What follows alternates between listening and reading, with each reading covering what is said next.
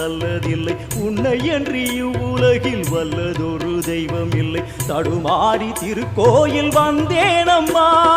அம்மா ஜெகதீஸ்வரி உந்தன் குழந்தை என்னை ஆதரி.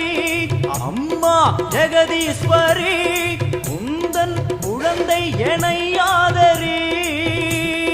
நீ வந்து தாயாக என்னை தாங்கணும். உன் மடி மீது தலை வைத்து நான் ஏங்கணும். சலனங்கள் இல்லாமல் மனம் தூங்கணும். மனம் தூங்கணும். மனம் தூங்கணும். எங்களுக்கு குறையும் உண்டு, அதனை நான் அழுது சொல்லலாமா?